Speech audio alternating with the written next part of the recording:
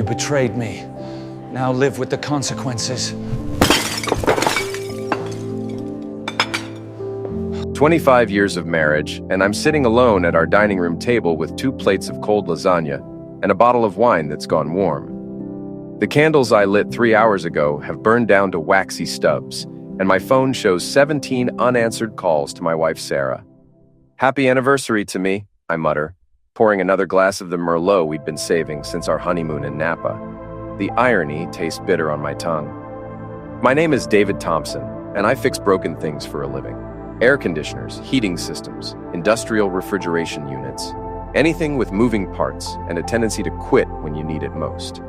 I'm good at diagnosing problems, finding the root cause, and making things work again. But apparently, I missed the signs that my own marriage was falling apart. The house feels enormous around me, echoing with 25 years of memories that now seem like lies. Sarah's been working late at the law firm more nights than not, always with some urgent case that couldn't wait. Her sister Jennifer has been filling her head with poison about how she deserves better, how she's wasting her prime years on a blue-collar husband who'll never appreciate her ambition. Jennifer, even thinking her name makes my jaw clench. Sarah's older sister, the real estate queen of our suburban town, with her perfectly manicured nails and her endless supply of opinions about everyone else's life.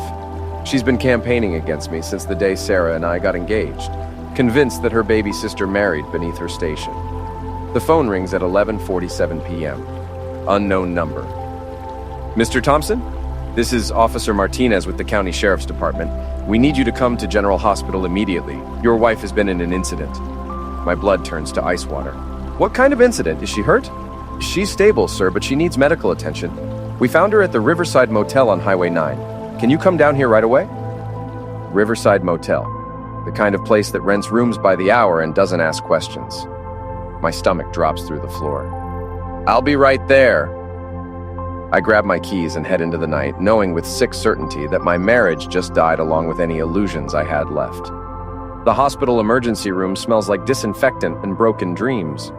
Officer Martinez is a tired-looking woman in her 40s who guides me through the maze of curtained beds with the weary efficiency of someone who's seen too much.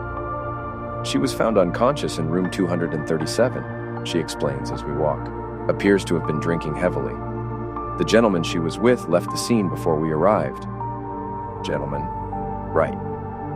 Sarah is lying in bed 3, looking smaller than I've ever seen her. Her expensive blonde highlights are matted with sweat, her makeup smeared into raccoon circles around her eyes. The designer dress I bought her for our anniversary is wrinkled and stained, hanging off one shoulder. Her phone is buzzing constantly on the bedside table. The screen lights up with each message. Kevin. Kevin, I should have known. Kevin Walsh, the smooth-talking tech consultant who's been sniffing around Sarah's law firm for months. 38 years old, drives a BMW, thinks he's God's gift to married women looking for excitement. "Mrs. Thompson?" The doctor appears beside me, a young resident who looks like he should still be in high school. "Your wife is going to be fine. She's dehydrated and intoxicated, but there's no permanent damage. We'd like to keep her overnight for observation." I nod, staring down at the woman I've shared a bed with for 25 years. She looks like a stranger. "The police will need to speak with her when she wakes up," the doctor continues. "There are some questions about the circumstances." "I'm sure there are." My voice sounds hollow, even to me. Sarah's eyes flutter open as I'm signing paperwork. She sees me and immediately starts crying. Not the tears of remorse I might have hoped for, but the angry, frustrated tears of someone who's been caught. "David, I can explain." "Can you?" I pull the visitor's chair closer to her bed, keeping my voice low. "Can you explain why my wife is lying in a hospital bed, reeking of cheap liquor and cheaper cologne, after spending our 25th anniversary in a motel room with another man?" "It's not what you think." "It's exactly what I think, Sarah. The only question is how long it's been going on." She turns her face away from me. 6 months. 6 months. While I was planning our anniversary dinner, buying her jewelry, talking about maybe taking that trip to Europe we'd always promised ourselves. 6 months of lies and late nights and urgent cases that were really urgent needs to screw around with Kevin Walsh. "I want a divorce," I say quietly. Her head snaps back toward me. "David, please. We can work this out. It was a mistake." I was confused, and Jennifer said what? Sarah's mouth opens and closes like a fish gasping for air. She said I deserved to be happy, that I was wasting my life with someone who couldn't give me what I needed. There it is, Jennifer's poison, finally bearing fruit. And what exactly do you need that I haven't given you? I ask. The house, the cars, the vacations, the fact that I worked 60-hour weeks so you could go to law school? What was I supposed to give you that I didn't? Excitement, she whispers. Passion, someone who understood my ambitions. I stand up, the chair scraping against the linoleum floor. Well, congratulations, you found excitement. I hope it was worth 25 years. I'm halfway to the door when she calls out, "Where are you going?" "Home, to pack your things." By morning, word has spread through our neighborhood like wildfire. Small towns are like that. Everyone knows everyone else's business, especially when it involves ambulances and police cars at the local no-tell motel. I'm loading Sarah's belongings into garbage bags when my daughter Emma calls. She's 23, fresh out of college, and completely devoted to her mother. "Dad, what the heck is wrong with you?" Her voice is sharp with accusation. "Mom's in the hospital and you're throwing her out? Your mother made her choice, Emma. She can live with the consequences." "She made a mistake. People make mistakes. You're being cruel and vindictive and—" I'm being honest. I drop a bag of Sarah's designer shoes by the front door. Something your mother hasn't been in 6 months. Aunt Jennifer says you've always been controlling and jealous. She says Mom was suffocating in this marriage. Of course, Jennifer says that. Jennifer, who's been waiting 25 years for exactly this moment. Your Aunt Jennifer can mind her own business for once in her life. Don't you dare talk about her that way. She's been more supportive of Mom than you ever were. I hang up and immediately dial my best friend Rick, the only person in this mess I can trust to tell me the truth. "Jesus, Dave," he says when he picks up. "I heard about last night. You okay?" Rick owns a small construction company and has been my closest friend since high school. He's the kind of guy who shows up with beer and a truck when you need help moving, and doesn't ask stupid questions when your life falls apart. "I've been better. Can you come over? I need help with something." He arrives 20 minutes later with coffee and donuts, taking in the garbage bags and cardboard boxes without comment. "So what's the plan?" he asks, settling into my kitchen chair like he's done 1,000 times before. "Divorce, clean break. She can have whatever the lawyers say she's entitled to, but I'm done pretending this marriage was anything more than a lie. What about your friends? Tom and Lisa, the Hendersons? You guys have been tight for years." I've been dreading this conversation. Tom and Lisa Martinez have been our closest couple friends since Emma was in elementary school. We've shared countless dinners, vacations, holiday parties. Their kids grew up with mine. But I know how these things work. When a couple splits up, friends choose sides. I guess we'll find out who our real friends are. The phone rings. It's Tom. "Dave, man, we heard about Sarah. How are you holding up?" "I'm managing. Listen, we want you to know that we're here for you. Whatever you need," relief floods through me. "Thanks, Tom. That means a lot. Of course, we've been friends too long to let something like this come between us. Sarah's going through a tough time, but that doesn't change how we feel about you." We talk for a few more minutes about practical things, lawyers, moving arrangements, how to tell the kids. When I hang up, I feel like maybe I won't lose everything in this mess. I'm wrong. 2 days later, I run into Tom at the grocery store. He sees me coming down the cereal aisle and immediately turns his cart around, heading in the opposite direction. "Tom!" I call out. "Hey, wait up." He stops reluctantly, not meeting my eyes. "Oh, hey, Dave, how's it going?" "Better, I think. Listen, you want to grab a beer later? I could use some normal conversation." Tom shifts uncomfortably, studying his shopping list with sudden intense interest. "Actually, I can't. Lisa and we're having dinner with Sarah tonight." The words hit me like a physical blow. "You're having dinner with Sarah? She's really struggling, Dave. Jennifer called Lisa, said Sarah needs friends right now. She's staying at Jennifer's place and she's a mess." "She's a mess?" I repeat his words slowly, letting them sink in. "Tom, she cheated on me. For 6 months. I found her in a motel room with another man on our anniversary." "I know, and that's awful, but what?" Tom finally looks at me directly, and I see something in his eyes that makes my stomach turn. Pity, and worse, judgment. "Look, Dave, we've all seen how things have been between you two. You work all the time, you never want to go out. You're always complaining about money. Sarah's a vibrant, successful woman, and maybe she felt trapped. So, It's my fault she cheated. I'm not saying that. I'm just saying relationships are complicated. There are always two sides to every story. Two sides. As if there's a side to adultery that makes it acceptable. What did Jennifer tell you? I asked quietly. Tom's face flushes. She said Sarah's been unhappy for years, that you've been emotionally distant and unsupportive of her career, that you resented her success and made her feel guilty for wanting more out of life. Jennifer's version of events filtered through Tom and Lisa's need to feel sophisticated and understanding. Sarah isn't a cheating wife. She's a trapped woman seeking liberation. I'm not the betrayed husband. I'm the oppressive patriarch who drove her to it. And you believe that? I believe Sarah's our friend, and she needs support right now. We can't just abandon her because she made a mistake. A mistake. I laugh, but there's no humor in it. 6 months of screwing around behind my back is a mistake. Don't be crude, Dave. This is hard enough without you being bitter. Bitter. I'm bitter for being angry about adultery. You know what, Tom? You're right. This is hard enough. Enjoy your dinner. I walk away, leaving my half-full cart in the middle of the aisle. Behind me, I hear Tom call my name, but I don't turn around. That evening, Rick comes over with a six-pack and finds me sitting in my garage, staring at the wall. Rough day? I tell him about the conversation with Tom. Rick listens without interrupting, occasionally shaking his head. They're choosing her, I finish.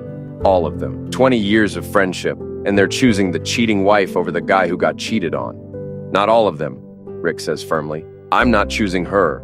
You're one person, Rick. Tom and Lisa, the Hendersons, the Kowalskis. They're all going to side with Sarah.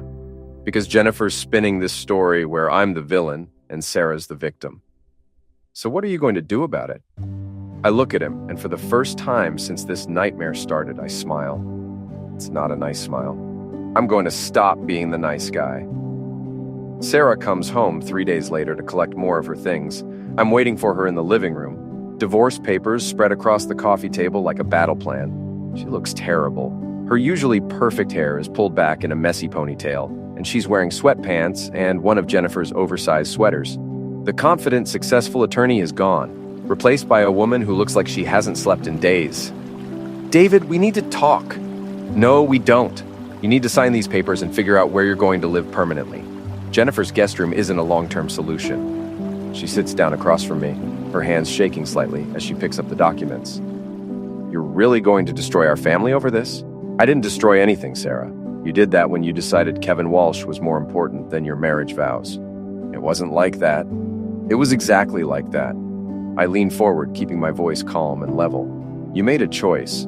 Every time you met him, every lie you told me, every night you came home late reeking of his cologne, those were all choices. Now you get to live with the consequences. She starts crying again, but this time I don't feel the automatic urge to comfort her.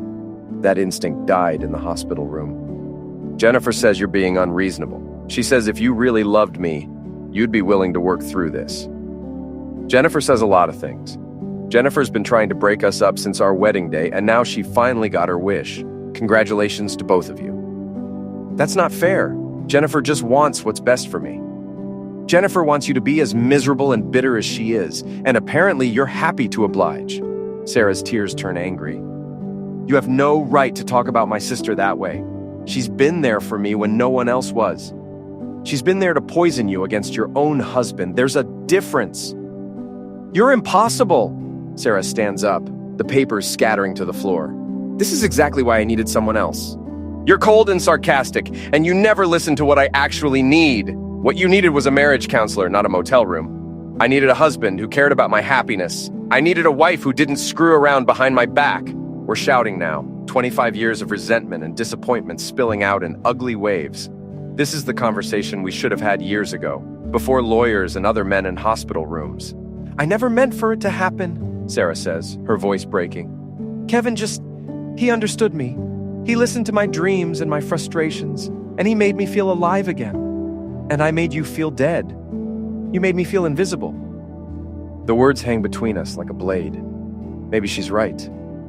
Maybe I did get so caught up in providing for our family that I forgot to actually live with them. Maybe I did take her for granted, assume she'd always be there, no matter how many hours I worked or how tired I was when I got home. But that doesn't justify what she did. I'm sorry I wasn't the husband you needed, I say quietly. But that doesn't make what you did okay.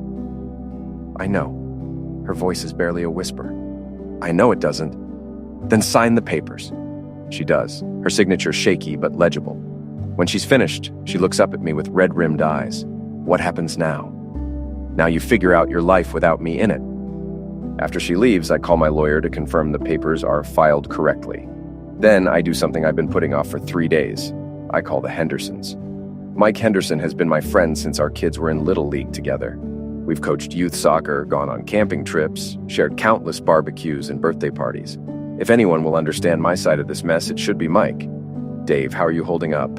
His voice is warm but careful. I've been better. Listen, I wanted to talk to you before you heard Jennifer's version of events. Jennifer's version? She's been calling everyone we know, spinning this story where Sarah's the victim and I'm the controlling husband who drove her to cheat. There's a long pause. Dave, maybe we shouldn't get in the middle of this. I'm not asking you to get in the middle. I'm asking you to remember who I am. 20 years of friendship should count for something. Of course it does.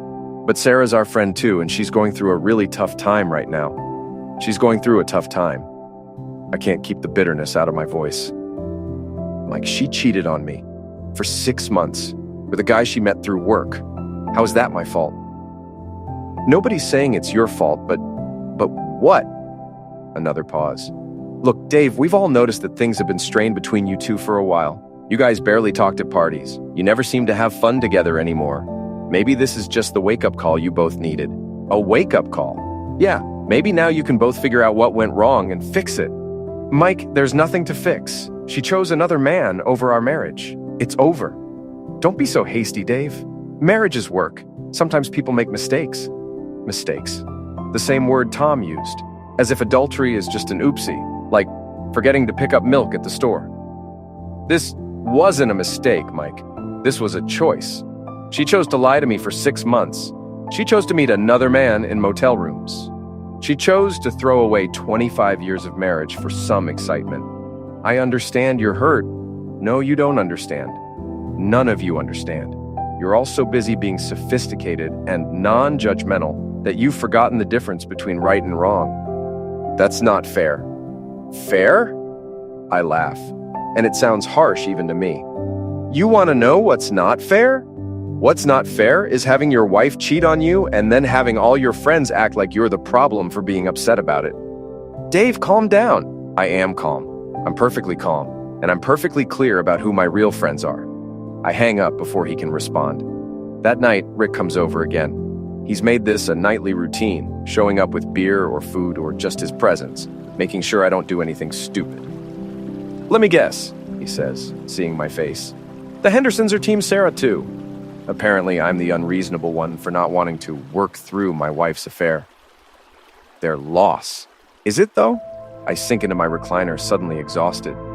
Maybe they're right. Maybe I was a lousy husband. Maybe I did drive her to it. Bees, Rick's voice is sharp. I've known you for 30 years, Dave. You're not perfect, but you're a good man. You worked your A off to provide for your family. You never cheated, never lied, never did anything but try to be the husband and father you thought they needed. But I wasn't what Sarah needed. Sarah needed to grow the heck up and talk to you instead of screwing around with some smooth-talking jackass. Try telling that to our friends. They're not your friends, Dave.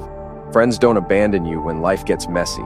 Friends don't make excuses for people who hurt you. Friends stand by you when the world goes crazy. He's right, but it doesn't make the betrayal hurt any less. These people have been part of my life for decades. Their kids grew up with my kids. We've celebrated birthdays and holidays and graduations together, and now they're all gone, choosing Sarah's narrative over the truth. So, what now? I ask. Now, you stop caring what they think and start living for yourself. I don't even know what that means anymore. It means you stop being the nice guy who takes everyone's crap and starts being the guy who fights back. I look at him, remembering the smile I felt earlier, the not nice smile. What did you have in mind? The opportunity comes 2 weeks later at Emma's birthday party. My daughter is turning 24, and despite everything that's happened, she still wants both her parents there. Sarah and I agree to a temporary ceasefire for Emma's sake. The party is at a trendy restaurant downtown, the kind of place Sarah always loved, and I always found overpriced. Emma has invited about 20 people, college friends, co-workers, and unfortunately, several of our former couple friends. I arrive early, hoping to avoid the awkward small talk, but Tom and Lisa Martinez are already there, clustered around Sarah like protective bodyguards. They see me walk in and their conversation stops abruptly. "David?" Lisa says, her smile tight and artificial. "How nice that you could make it. Wouldn't miss my daughter's birthday." Sarah looks up from her conversation with Emma, and I see her tense. She's lost weight, and the stress shows in the lines around her eyes. Part of me feels sorry for her, but I push that feeling down. Sympathy is a luxury I can't afford anymore. "Dad!" Emma rushes over to hug me, and for a moment the tension in the room recedes. "I'm so glad you're here. Happy birthday, sweetheart." I hand her a small wrapped box. "From your old man." She opens it eagerly, gasping when she sees the diamond earrings inside. "Dad, these are beautiful, but they must have cost—" "Don't worry about the cost. You only turned 24 once." I catch Sarah's expression out of the corner of my eye. She's frowning, probably calculating how much I spent and wondering if I'm trying to upstage her gift. More guests arrive, including Mike and Carol Henderson. Mike nods at me politely but doesn't come over to talk. The message is clear. We're not friends anymore, just two people who happen to know the same birthday girl. The dinner proceeds with forced civility. I'm seated at the opposite end of the table from Sarah, which suits me fine. I make conversation with Emma's college roommate and her boyfriend, normal people who don't know about the drama and treat me like a regular human being. But I can hear fragments of conversation from Sarah's end of the table, and it's clear that Jennifer has been busy. Words like controlling and emotionally unavailable float down to me, along with sympathetic murmurs from Tom and Lisa. The breaking point comes during dessert when Mike Henderson raises his wine glass for a toast. "To Emma," he says, smiling at my daughter, 24 years old and beautiful inside and out. And to Sarah for raising such an amazing young woman. The toast is clearly deliberate, a pointed exclusion that makes my role in Emma's upbringing invisible. Several people glance at me uncomfortably, but they all drink anyway. Emma looks mortified. "Dad helped raise me too," she says quietly. "Of course he did," Lisa says quickly. "We all know David loves you very much." The condescension in her tone is unmistakable. I'm being patted on the head like a child who needs reassurance. I stand up, my chair scraping against the floor. "Actually, let me add something to that toast." The table goes quiet. Sarah's eyes are wide with alarm. "To Emma," I say, raising my own glass. "Who deserves better than to watch her parents' friends choose sides based on gossip and half-truths? And to all of you who've decided that adultery is forgivable, but divorce isn't—" "David," Sarah hisses. Don't what? Tell the truth? Isn't that what friends are supposed to do?" Tom puts down his wine glass. "Dave, this isn't the time or place." "When is the time and place, Tom? When you're having dinner with my cheating wife and pretending I'm the villain. When you're avoiding me at the grocery store like I have some contagious disease." "Nobody thinks you're a villain," Lisa says, but her voice lacks conviction. "Really? Then why are you all treating me like one? Why am I the one who's lost all his friends while Sarah gets sympathy and dinner invitations?" "Because she needs support right now," Carol Henderson speaks up for the first time. "She made a mistake, but she's trying to rebuild her life." "She made a mistake." I turn to face Carol directly. "Is that what we're calling 6 months of adultery now? A mistake?" "People are complicated, David. Marriages are complicated. Sometimes nothing." My voice is getting louder, and I can see other diners starting to stare. Sometimes a cheating spouse is just a cheating spouse. Sometimes the person who broke their vows is actually the one in the wrong. What a concept. "Dad, please," Emma says, tears starting to form in her eyes. "Can we not do this here?" I look at my daughter, seeing the pain I'm causing her, and feel a moment of shame. But then I see Sarah's face, and the way our former friends are looking at me with a mixture of pity and disapproval, and the anger comes roaring back. "You're right, sweetheart. This isn't your fault, and it shouldn't be your problem." I turn back to the table. "But since we're all here together, let me make something clear. I don't need your understanding or your friendship. I especially don't need your lectures about forgiveness and second chances from people who don't know what they're talking about. We're just trying to help," Tom says weakly. "You want to help? Stop making excuses for adultery. Stop pretending that being betrayed by your spouse for 6 months is something you should just get over. And stop acting like I'm the bad guy for refusing to be a doormat."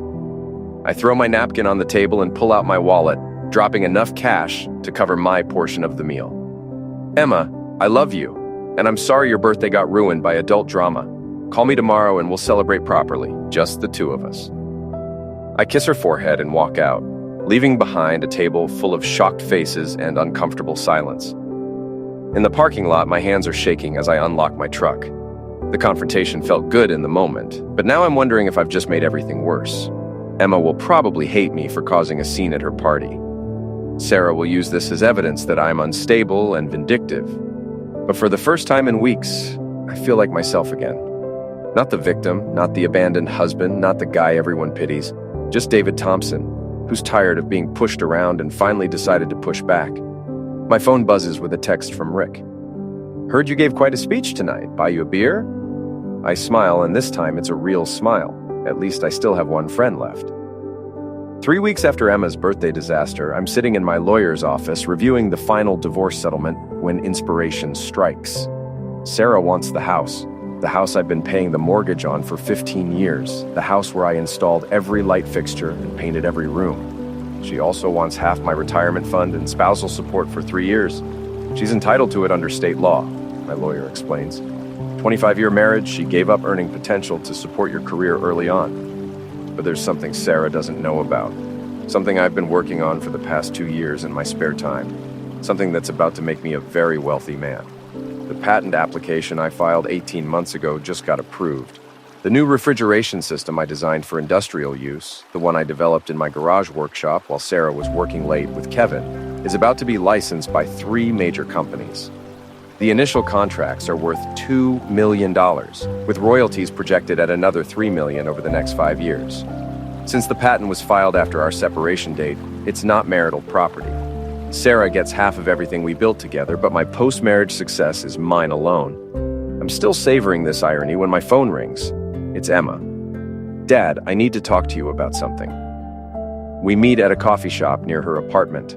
She looks nervous, fidgeting with her purse strap and avoiding eye contact. What's on your mind, sweetheart? It's about Mom and Kevin. My stomach tightens. What about them? They're engaged. The words hit me like a physical blow. It's been less than 2 months since our divorce was finalized, and Sarah is already planning to marry the man she cheated with. When? He proposed last week. Mom wanted me to tell you before you heard it from someone else. How thoughtful of her. Emma winces at my tone. Dad, I know this is hard, but what? I should be happy for them? Send a congratulations card? I just don't want you to do anything extreme. I study my daughter's face, seeing the worry there. What kind of extreme are we talking about? I don't know. Mom says you've been acting unpredictably lately. The scene at my birthday party? Some angry voicemails you left for Aunt Jennifer. Ah, yes, the voicemails. I may have called Jennifer a few choice names after she started telling people I was emotionally harmful. Nothing threatening, just honest assessments of her character and her role in destroying my marriage. Your mother's right to be concerned, I say carefully. I have been acting unpredictably, but not in the way she thinks. What do you mean? I pull out my phone and show Emma the email from my patent attorney. Her eyes widen as she reads the licensing agreements and projected royalty payments. Dad, this is incredible. You're going to be rich. I already am rich. The first payment cleared yesterday. Emma looks confused. But this is wonderful news. Why haven't you told anyone? Because I wanted to save it for the right moment. And I think that moment just arrived. I explained my plan to Emma, watching her expression change from confusion to understanding to something approaching awe. You're going to buy Kevin's company? I'm going to buy Kevin's company, fire Kevin, and then sell it to his biggest competitor. All perfectly legal, all perfectly ruthless. Kevin Walsh runs a small tech consulting firm with about 20 employees. It's successful, but not particularly profitable. And Kevin's been looking for investors to help expand. He has no idea that the venture capital firm that's been courting him is actually a front for my new investment company. Dad, that's actually brilliant. I thought so. But won't Mom figure out it's you? Eventually. But by then it'll be too late. Kevin will be unemployed, his company will be gone, and their fairy tale romance will have to survive on Sarah's lawyer salary alone. Emma is quiet for a long moment, processing what I've told her. Are you sure about this? It seems like a lot of money to spend just for revenge. It's not just revenge, sweetheart. It's justice. Kevin helped destroy my marriage, and now he gets to find out what that costs. What about Mom? She'll be hurt too. Your mother made her choice. She chose excitement over stability, passion over commitment. Now she gets to live with an unemployed fiancé instead of a successful husband. Emma nods slowly. When does this happen? The papers are being signed tomorrow. Kevin will be out of a job by Friday. And you're sure this is legal? Completely. Hostile takeovers happen every day. The only unusual thing about this one is the motivation. The next morning, I'm drinking coffee in my kitchen when my phone starts ringing. First call is from Emma. Dad, it's happening. Mom just called me crying. Kevin got fired and his company got sold. She's freaking out. I imagine she is. Second call is from Sarah herself. I let it go to voicemail, then listen to her increasingly frantic messages. David, please call me back. Something terrible has happened to Kevin's business, and I think someone's targeting us. Please, I need to talk to you. Third call is from Jennifer. This one, I answer. You son of a witch, she snarls without preamble. I know this was you. I'm sorry, Jennifer. I don't know what you're talking about. Kevin's company, the takeover, the firing. This has your fingerprints all over it. I'm just a simple HVAC repair guy, Jennifer. I don't know anything about corporate takeovers. Bees. Sarah told me about some patent you filed. You came into money, and you're using it to destroy Kevin. That's a very serious accusation. Do you have any proof?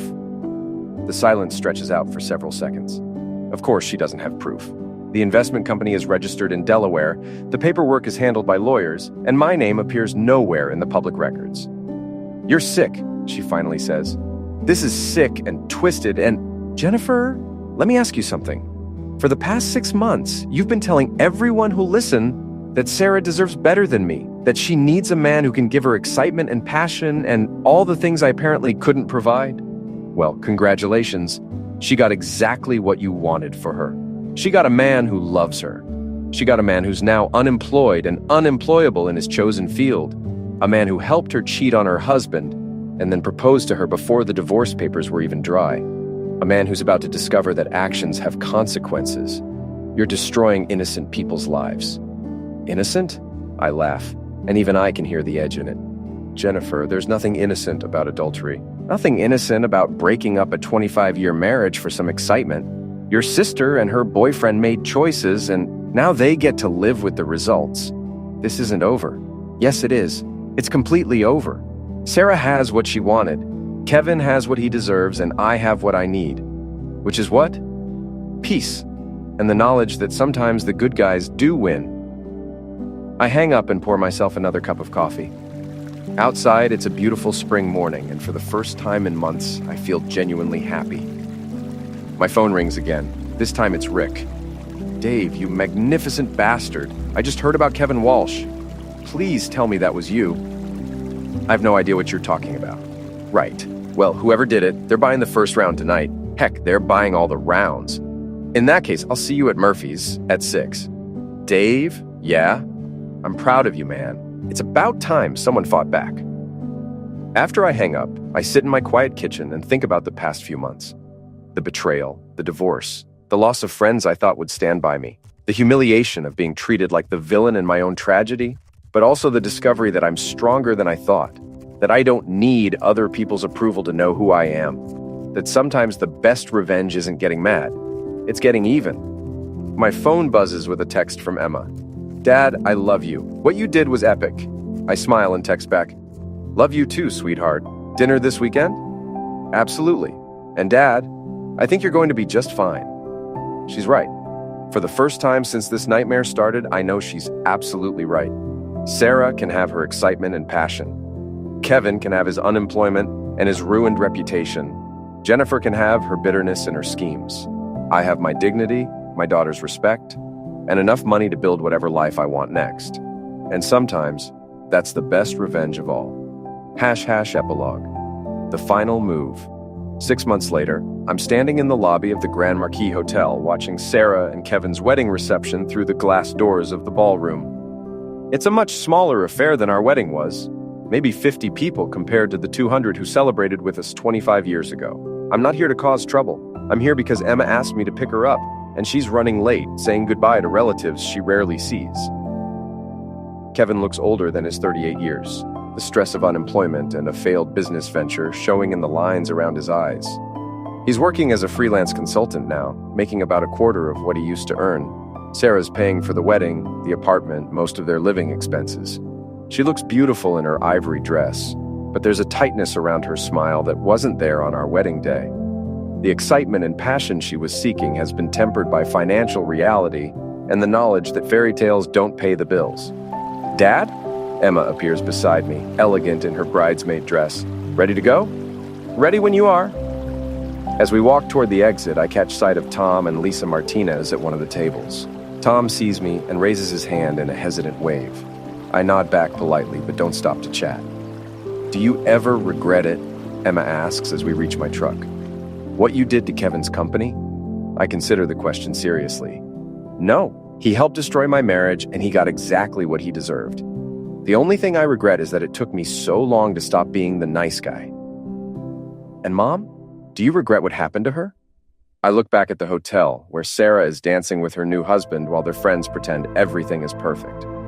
Your mother made her choices, Emma. She chose excitement over stability, passion over commitment. She got what she wanted. But she's not happy. That's not my problem anymore. Emma nods thoughtfully. You know what's funny? I think you're happier now than you were when you were married. She's right. The past year has been the most challenging of my life, but also the most honest. I know who my real friends are now. I know what I'm capable of when I stop trying to please everyone else. I know that sometimes the only way to win is to refuse to lose. I am happier, I admit. It turns out that self-respect is worth more than a marriage built on lies. We drive home through the city streets, past the motel where this whole mess started, past the hospital where I first understood that my old life was over, past the coffee shop where Emma told me about the engagement, and the lawyer's office where I signed papers that made me a free man. At a red light, Emma turns to me with a mischievous smile. So, what's next for the newly wealthy, newly single David Thompson?